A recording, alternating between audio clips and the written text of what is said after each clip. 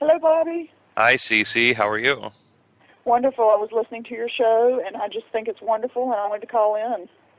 Oh, I was going to say I was going to get ready to apologize, but okay, yeah, no thanks. I was listening to your show. Keep it to yourself, lady. I don't want to hear it. What would you like to talk about, see? Well, I'd just like to talk about, you're doing readings, correct? Yes, ma'am, if you like. Okay. Do you want lottery and numbers or anything? Or oh, if you're giving them out, I will surely take them. Hey, the deal was you give those to me after the show, Bobby. Oh, sorry, Cece. Sorry. That's too bad. I lost my soulmate about 3 years ago, and I just love to connect in with him any chance I get. And I was just wondering if you can feel him around, and just, to me it gives me a lot of peace to hear from someone that can connect in better than I can. Well, can I tell you why you're not connecting in so well? Yes, please do. Part of what he's immediately telling me is that because when you first start out talking with him and communicating with him, you're always apologizing. So you can't get out, you can't connect with a person on the other side, or even here in life, if you're constantly wrapped up either in guilt or trying to apologize. And unfortunately what happens is once the person's crossed over and we keep saying we're sorry, we never get the feedback of that's okay, I forgive you, or whatever, and that's why we get caught in a loop of we apologize until we feel they finally have heard us and understood. So he's telling me there is absolutely nothing to apologize for. Whatever this is about you not being there for him, he went down the road that he went down. We all have a choice. He was a grown person. We all have choices, and you cannot make other people's choices your responsibility. Okay? He had leukemia. So the choices that he makes going down the road of his life is what he needs to do. You can only be there so much, but of course you, like many, many people, have a big heart and want to give more than what you're able to. And so you always think that there was so much more, whether it be with that or other parts of his life, that you weren't there for, that you should have been. So one of the things is to, I think it's too strong of a word to say that you need to forgive yourself, but at least I would cut back, if not just stop altogether, saying you're sorry to him every conversation. You don't need to apologize for him. He's okay. He's doing really well. He's moved on. One of the things that he wants you to know is that once he crossed over, he's made amends with his dad. So he is, which is what I find, once we cross over, if we had a kind of a rough relationship with the people that we had here, once we crossed over, we tend to make amends and forgive and heal from all of that. And that's something he did, because he was bitterly angry over his dad for such a long time. And he's healed over that now. Good. Okay. But the leukemia I is lost only... him to leukemia, yeah. That's where... Well, I'm sorry? That's what I was saying. I lost him to leukemia. So. Right. I heard you. He that was only part of what took him. Yeah. There were many other things that, again, he made the choices about, and that only fueled the leukemia, and the leukemia is what took him. But again, that was the fire. But there's other things. You have to have other things to fuel that fire. Okay, and that's what he contributed to. So again, he needs to apologize to you. He feels that he wants to say you're sorry because he kind of took you for granted, and he's just apologizing for that. He's very sorry. Thank you. Okay. Thank you. You're welcome. Okay. We would, since we have a few phone calls that are coming in, I don't know that we can. Do we have time for another question from her? Oh, go ahead. Go ahead. Okay. Do you have anything else that you wanted to talk about with him, or any other questions? Well, I would just like to know also my future, what you foresee or what I need to be doing. I'm somewhat in limbo right now, so just if any pointers. Get your shit together. No, I'm kidding. So what? I'm trying. What is it that you want to do? There is nothing we need to do. Okay, there's nothing that you have to do, should do, must do, got to do, because all of that adds really a lot of stress to yourself. Okay, so what is it that you want to do? Start looking at the different things that give you passion and give you inspiration. Okay. What are you doing right now? What kind of a job do you have right now? I just quit a 14-year corporate career Oh, to thank start God. over.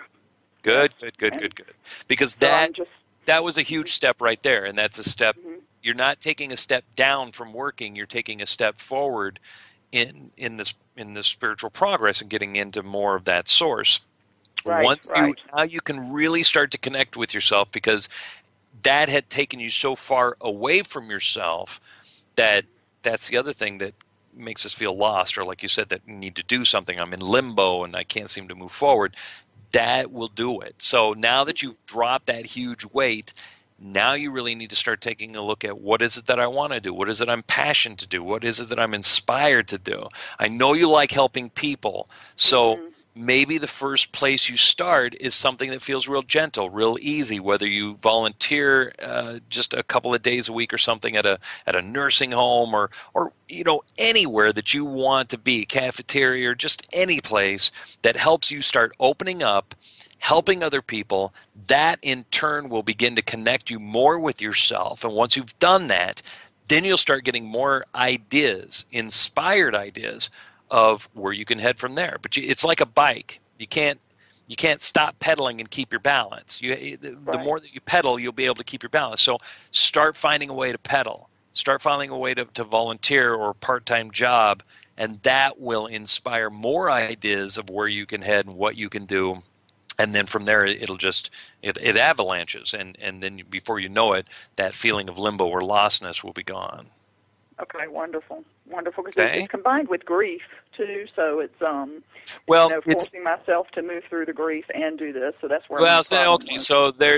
Stop. So don't force you can't force grief. How do you force yourself to move through grief? Grief is something that happens. Okay, grief is something that's completely set apart from your so-called mission in life, and what to do and how to do it and where to go and what am I supposed to live. Grief is something completely different. Okay, so don't force yourself to go through the grief. Grief just is. Allow it to be here as it is, and then is when it moves on. It's when you ignore it or force it or try to do something with it that only makes it stronger and makes it last longer. Okay. We are human. We're supposed to feel the things that we feel. We're supposed to feel love, grief, joy, even the negative aspects, sadness, happiness, depression. We're all over the scale because we're human beings. It's your emotional guidance system, and we haven't gotten into any of that type of stuff yet today, but the first things that you can do to make grief easier is just to allow yourself to feel it. Sometimes things are bad, and that's just the way it is. So what? And then you'll find yourself moving through it, as you said, even better. It becomes easier. You're making too much effort to try to do something with something that isn't even there. Do you see what I mean? Yes. Thank you. That's all right. Just allow yourself to point yourself in the right direction. And the way you do that is just to acknowledge it. I'm in grief. You know what? I feel this. I feel sad. I feel bad. I feel guilty. I feel whatever. And so what?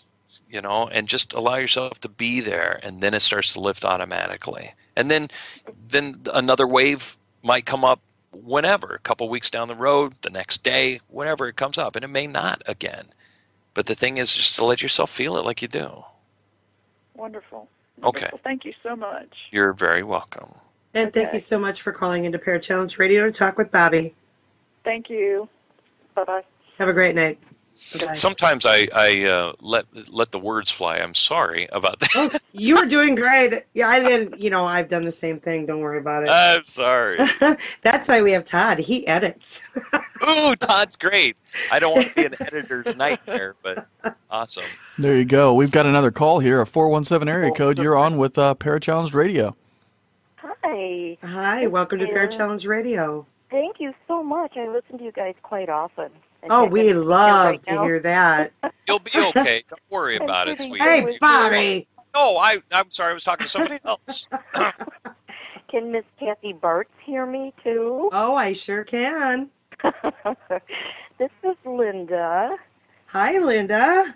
How are you? I'm doing good. How are you? I thought I keep thinking I'm going to talk to you someday on the phone, and I I went to your page, and right there it said, call this number for a reading. And I was talking to my sister, and I said, that's it, I'm hanging up. I'll call you right back. Awesome. I'm glad you called. Kathy's call very in and talk to influential. Kathy and everybody, and I wasn't sure that I would even get through.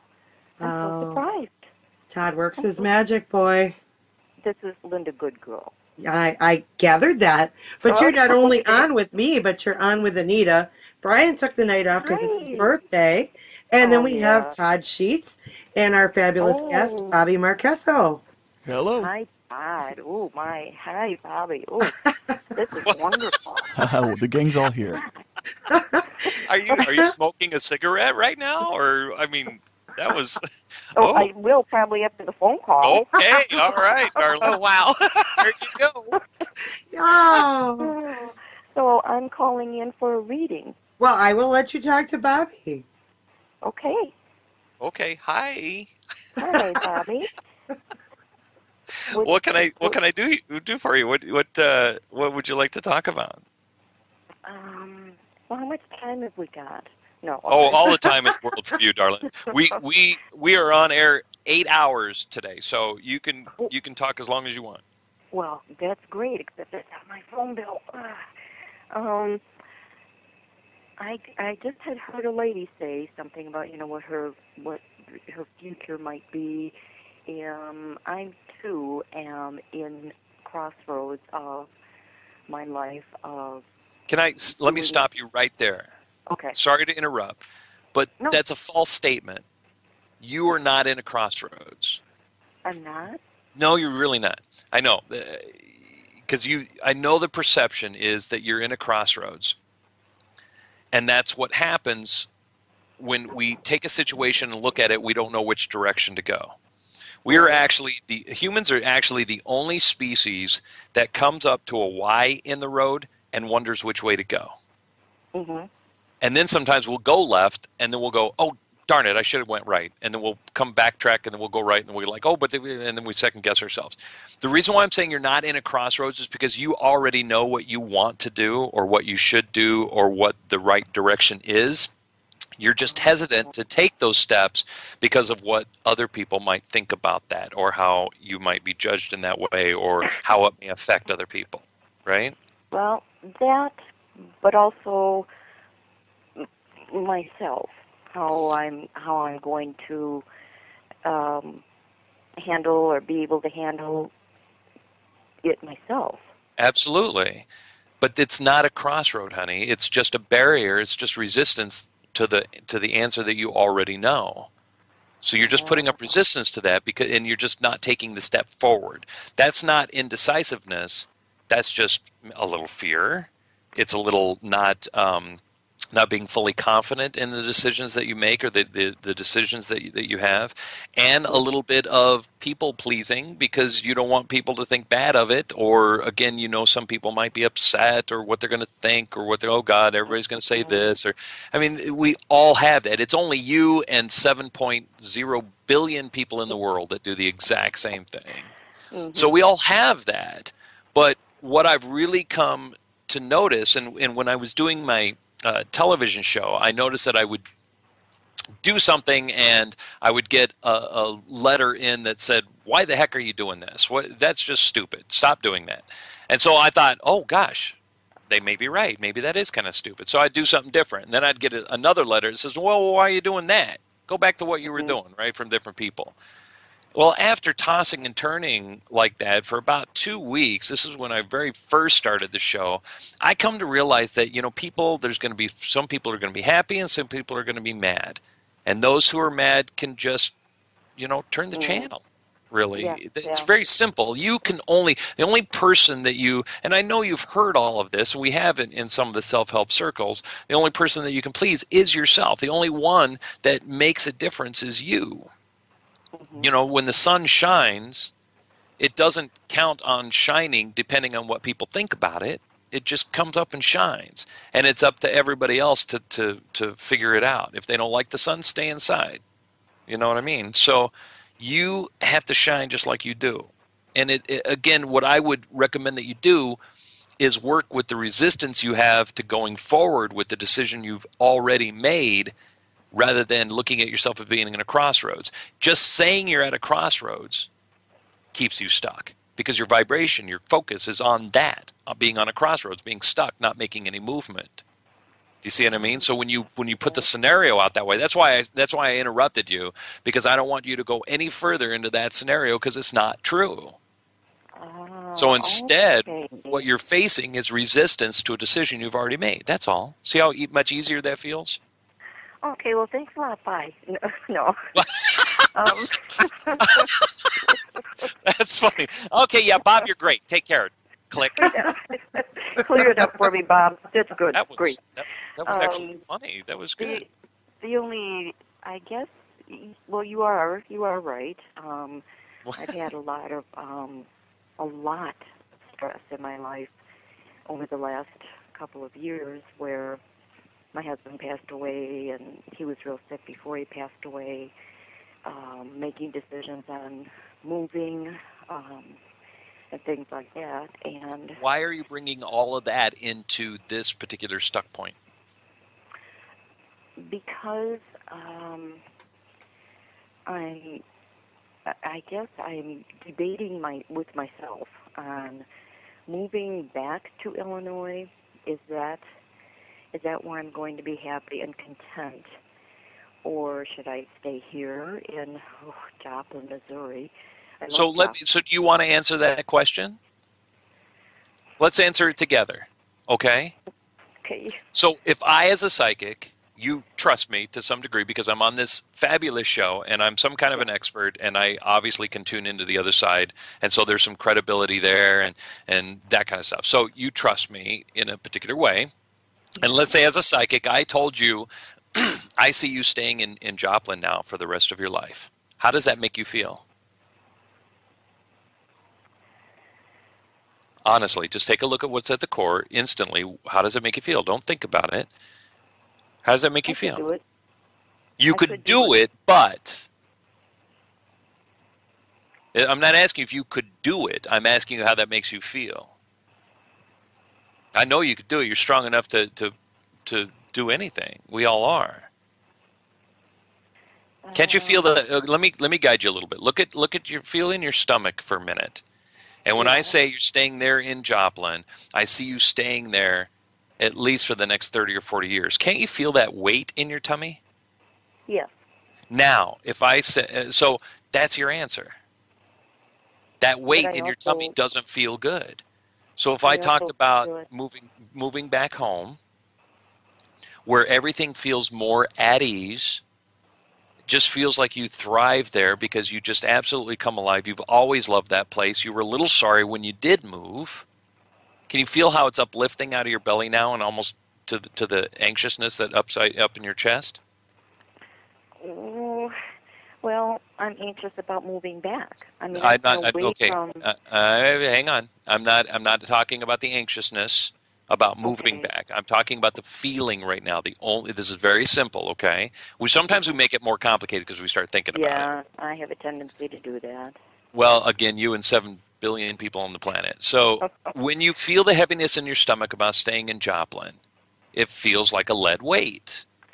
Yeah. Now when I talk about moving home, and that's back where? Chicago, just outside of Chicago. So do you see instantly as you think about moving back there, as you feel about moving back there, where it just seems like, can't you just feel that emergency brake lower? Can you feel that rush that goes up into your sternum? Because I can feel it inside of you right now. So that rush that goes up into your sternum, that's what it feels like to have easier movement, more free flowing. That's your answer. So if you have bad feelings, not a good decision. If you have good feelings, that's a good decision. It's all a GPS. It's all your inner guidance system. Mm-hmm. You see what I mean? That's been messed up, though. It's just been more obscure. It's not messed up, honey. You're just weeding through all of the past and why this and trying to make decisions, and I'm at a crossroads. There's just a lot of weeds over it. All we're doing is weed clearing right now. Yeah. So we're gonna have to get going, I know, but the thing is that this is a place to start. Feel what the right decision is first, and then you can go into, but now how am I going to make that happen? which even that you don't have to worry about, but we can make that a conversation for another time. Right now, it's just getting you to that main decision. Again, I think that's just about all we have time for, but it's just getting you first to where you're not at that crossroads anymore. Once you start walking down the right way, the right decision, then you can get more into a free flow, less resistance, and all of that will work itself out about the hows, whens, whys, all that type of stuff. Well, it's already in the works. I've already made arrangements for the moving company. They've already been here and packed 90% of my things. I have a moving. Well, there you go. It's already done. So what are you worried about? Well, I guess I'm thinking more in direction of, because this is where I was happy with my husband. No, it's not. No, it wasn't. It's where you had to be happy, and you were happy as long, because that's that same thing. I could do it. Could you be happy there? Well, I could do it. And so you made yourself happy there. The happiness didn't spring from you. The happiness was dealing with all the other stuff, and you moved there for somebody else, not for you. Yeah. Which is okay. I mean, it's just what we do, isn't it? That's all right. So what? Yeah. So now, move for you. Yeah. Okay. And you'll be closer to me.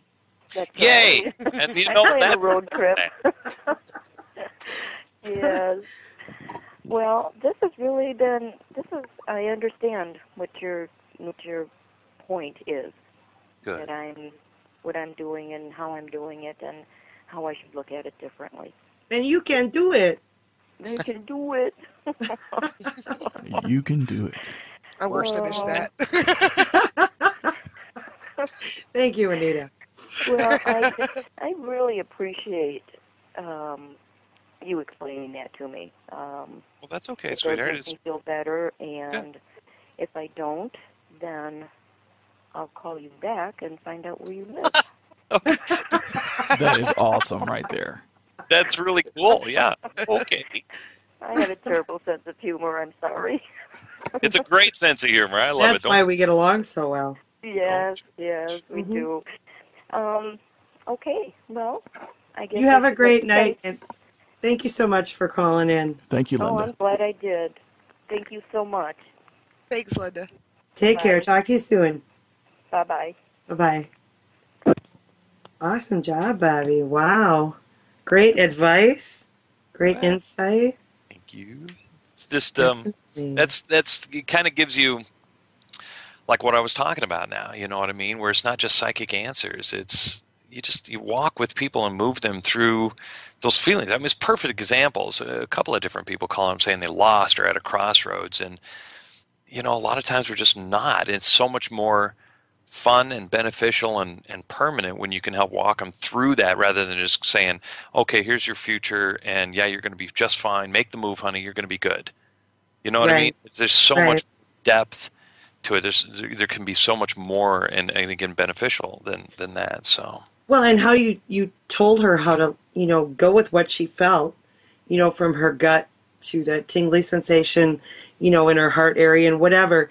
You know, I go by that all the time. Yours is called indigestion. There's a difference. God, really? It's called reflux. That's funny. It's not possible, because I take that little purple pill. So I do not have to go with that little purple gnome. Yeah. You just go hide in the corner. Oh, you're so wrong. I know it's got to be a little purple pill, you know. Okay. Well, that was an uncomfortable moment again. It's short because jokes run amok around here. I tell you what. Inside jokes. That's what happens when you're a gnome. I'm short. I'm only 5'3" on a good day. So yeah, I get short jokes all the time. Yeah, in platforms, she's 5'3". Just hush, boy. She gets a lot of short jokes, and those of us that know her give her gnome jokes. So don't freak out if you see the occasional gnome picture with my face in it on my wall. Thank you very much, Todd. You're always welcome. I'm working on the cheese car. Are you? I'm looking forward to that one. I'm working on one too, Todd. Good. I bet you are, but you're in trouble. Oh, you don't want to start. Can I get you to write Packers on the side of that for me? Sure. All right. Awesome. Bobby, really, we just, I'm just floored. Seriously? I am. I mean, all these cool people calling in to talk to you, and you're a cool dude. And I mean, I'm just floored because the information that you gave them, the help that you gave them. I mean, I know at least 3 out of the 4 of them personally know what they're going through somewhat for the most part. And I can totally understand what you said to them, which makes it even more of an awesome experience, not just for them, but for me. Oh, good. Well, thank you. Good. I have a question, Bobby. No. Okay. Hi, Anita. Absolutely. People that you talk to on the other side, are they able to know when the loved ones that we still have here are going to go, if that's going to happen at some point soon? Yeah, in my experience, they have. I remember starting out as this, and one of the things I did not want to do was know when people were going to die. But what I have found is as I'm doing readings or as I'm talking with somebody from the other side, they often will talk about grandmother or a mom or somebody, especially if the client will bring them up and say, my mom's really sick right now. Can you tell us when she might pass? Those are the exceptions to the rule, because sometimes the passing of a loved one in that case can be very, you can give advice on how to help the person cross over more. You can, sometimes it's a relief for the family because all the suffering goes if they know that, yeah, she's coming right on to that moment. And so the loved ones will show me that they're either around the bed or that they're anticipating, or, yeah, it won't be long now, that kind of thing. And like I say, so oftentimes have advice on how to help the person cross over even faster so that there's less suffering all the way around. Okay. So, yeah. Unfortunately, we only have 2 minutes left, guys. So yeah, I have to kind of wrap things up. Bobby, I really want you to tell everybody how they can get in touch with you for a reading. If they have a question about your readings and when you have a available time in your schedule, how do they get a hold of you? They can. Facebook is a really easy way to reach me. If you don't have Facebook, though, my website is just myname.com. So BobbyMarchesso.com. And Marchesso is spelled MARCHESSO, like March S-O. So it's BobbyMarchesso.com. Are the 2 best ways to reach me, but like I say, Facebook is also a great one. Awesome. Well, I want to thank you so much for coming on the show and sharing your time with us and our listeners, and sharing your insight and your abilities with all of us as well. That was cool. Absolutely. Well, thank you. I was looking forward to coming on. Absolutely, guys. Take care. Thank you so much. And great time. We'll talk to you later. We'll be in touch. Take care. Have a great night. Talk to you soon. Okay. Bye. Bye, Bobby. Wow, I'm blown away. I mumbling and stumbling for words here.